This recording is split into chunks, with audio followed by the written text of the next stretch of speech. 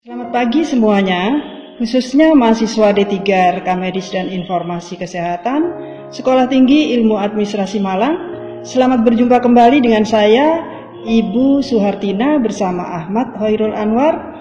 Kami berdua mengasuh mata kuliah Sistem Manajemen Mutu. Dengan topik yang akan kami berikan adalah Total Quality Management. Pengertian Total Quality Management yang banyak disebut TQM terbangun dari 3 istilah utama. Total adalah keseluruhan, quality berarti kualitas, dan manajemen yang dialih bahasakan menjadi pengelolaan. Berdasarkan pendapat-pendapat para ahli yang disimpulkan bahwa TQM adalah sebuah sistem yang berkaitan dengan semua aktivitas perusahaan, kelompok, dan organisasi. Ada yang Ibu tampilkan, ini definisi kualitas adalah sama dengan persyaratan. Maksudnya di sini kualitas adalah tingkat yang paling baik, tetapi tidak menerangkan secara spesifik. Kalau persyaratan kurang sedikit saja, maka suatu barang atau jasa dinilai tidak berkualitas. Persyaratan-persyaratan tersebut bisa berubah dan menyesuaikan dengan produk atau pelayanan yang akan diberikan. Berikutnya, sistem kualitas adalah pencegahan. Sistem kualitas suatu pencegahan biasanya penilaian dilakukan di akhir proses, sehingga kita tahu hasilnya baik atau tidak baik. Kalau tidak baik berarti tidak bisa dipakai, padahal sudah keluarkan dan berbiaya, butuhkan waktu. Metode Crosby, pencegahan dilakukan pada awal proses. Misalnya sebagai contoh di sini, biaya cukup Rp100. Akan tetapi kalau ditemukan pada proses kedua, maka biaya menjadi Rp1.000. Atas dasar itulah sistem kualitas menurut Crosby merupakan pencegahan supaya tidak berbiaya dan pemborosan waktu.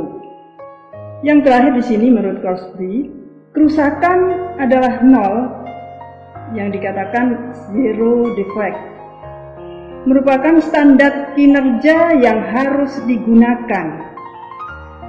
Kalau Hessler dan Brunel pada Christopher ada juga di sini prinsip utama yang harus diperhatikan.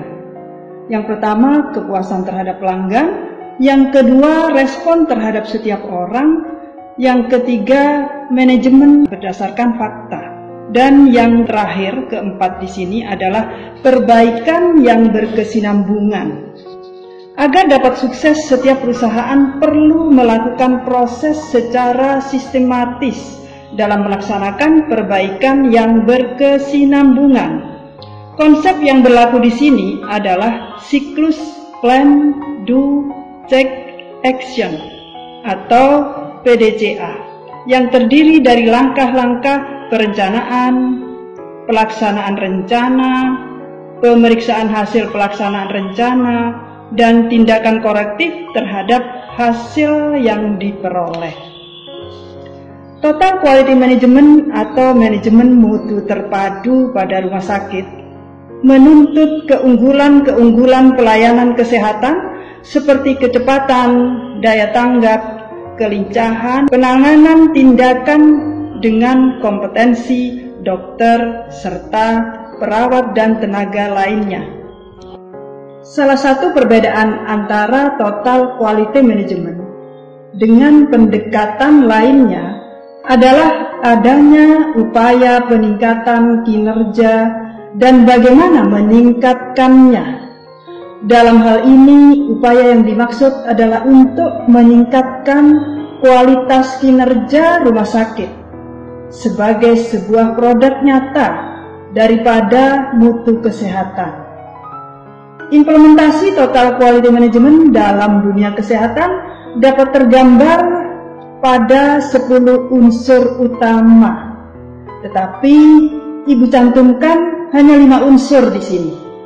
Yang pertama, fokus pada pelanggan atau pasien. Pasien adalah perhatian utama rumah sakit. Maka rumah sakit terus memperbaiki kualitas pelayanannya supaya mendapatkan kepercayaan daripada pasien juga pelanggan. Di sini pasien ada 2, yaitu pasien internal dan pasien eksternal. Pasien internal yang berhubungan dengan pelayanan di rumah sakit adalah tenaga dokter yang profesional, perawat, dan tenaga kesehatan lainnya yang cakap. Obat-obatan serta peralatan kesehatan yang mencukupi.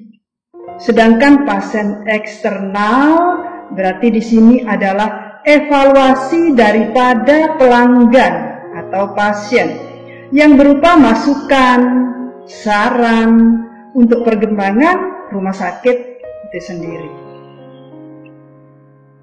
Yang kedua adalah obsesi terhadap kualitas rumah sakit atau standar yang jelas.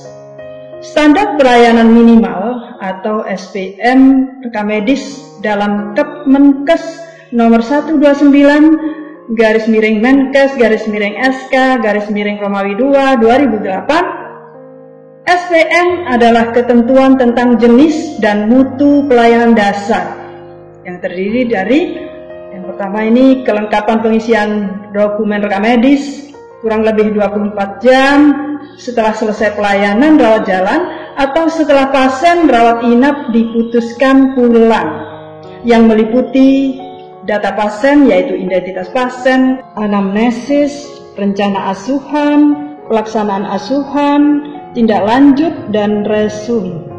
Berikutnya, kelengkapan informed consent setelah mendapatkan informasi yang jelas seperti waktu penyediaan dokumen rekamedis rawat inap dan lain sebagainya. Masih banyak lagi standar yang jelas tersebut. Berikutnya yang ketiga, pendekatan ilmiah yang berkaitan dengan kesehatan. Yang terutama di sini adalah untuk mendesain pekerjaan dalam proses pengambilan keputusan dan pemecahan masalah. Bagaimana bisa diperbaiki, dipantau dalam melaksanakan perbaikan tersebut. Berikutnya yang keempat, komitmen jangka panjang. Komitmen yang dimaksud di sini bukan hanya dari pihak karyawan, dalam hal ini dokter, perawat, tenaga RM, dan tenaga kesehatan lainnya, namun pihak rumah sakit juga harus memiliki komitmen yang tinggi dalam meningkatkan kualitas pelayanan kesehatan. Yang terakhir di sini, yang kelima, kerjasama tim atau teamwork. Menjalin kemitraan selain antar karyawan yang ada pada pelayanan kesehatan atau perusahaan maupun dengan masyarakat, juga dengan instansi-instansi pemerintah dan lembaga-lembaga lainnya.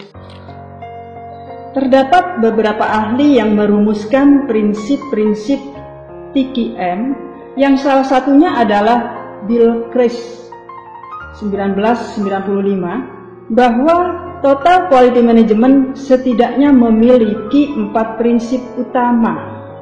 Jika ingin sukses dalam implementasinya, kita dapat mengintegrasikan prinsip tersebut ke dalam pelayanan kesehatan.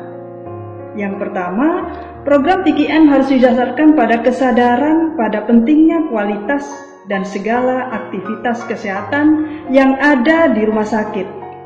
Harus berorientasi pada kesehatan yang meliputi proses pelayanan, penanganan, dan juga administrasi yang ada di rumah sakit. Yang kedua, program TQM harus mempunyai sifat kemanusiaan yang kuat dalam memperlakukan karyawan, mengikut sertakannya dalam menghasilkan pelayanan, memberikan peningkatan terhadap keterampilan karyawan, supaya menghasilkan layanan yang baik untuk pelanggannya. Berikutnya yang ketiga, program TKM harus didasarkan pada pendekatan desentralisasi. Semua elemen di rumah sakit memiliki wewenang yang sama dalam upaya meningkatkan kualitas rumah sakit. Yang terakhir, yang keempat, program TKM harus diterapkan secara menyeluruh sehingga semua prinsip kebijaksanaan dan kebudayaan yang ada pada organisasi tersebut dapat dijalankan pada setiap lini. Sistem TKM sangat efektif untuk meningkatkan kualitas daripada rumah sakit. Jika rumah sakit memiliki kualitas yang baik, maka masyarakat juga akan mendapatkan pelayanan kesehatan yang baik pula. Ada beberapa manfaat TKM dalam mutu kesehatan. Yang pertama, memperbaiki kepuasan pelanggan atau pasien. Yang kedua, meminimalisir pengeluaran dan membuat penggunaan anggaran rumah sakit lebih efektif dan sesuai dengan kebutuhan. Yang ketiga, dapat meningkatkan motivasi kerja dari semua elemen yang ada di rumah sakit, serta rasa tanggung jawab terhadap pekerjaan dan bidang masing-masing. Yang terakhir, yang keempat, meningkatkan profitabilitas dan daya saing. Baik, sebelum Ibu akhiri untuk materi Total Quality Management, ada satu ilustrasi yang bisa kalian diskusikan. Kira-kira pelayanan apa saja yang diterima oleh pasien yang bernama Nyonya Rahmat. Ibu tampilkan pada slide ya nanti ilustrasi kasusnya, dan kalian tolong berdiskusi dan menganalisa. Baik, saya kira materi untuk pertemuan ketiga ini, Total Quality Management, Ibu akhiri sampai di sini. Sampai berjumpa kembali pada pertemuan berikutnya. Ibu beri informasi apakah melalui video, karena sudah 3 kali melalui video. Nanti kalian ingin bertemu Ibu langsung, bisa melalui Zoom ya untuk pertemuan berikutnya. Dan Ibu akan memberi tugas sebagai pengganti UTS nanti. Selamat pagi semuanya, selamat beraktivitas kembali dan ikuti perkuliahan sesuai dengan jadwal. Sampai jumpa.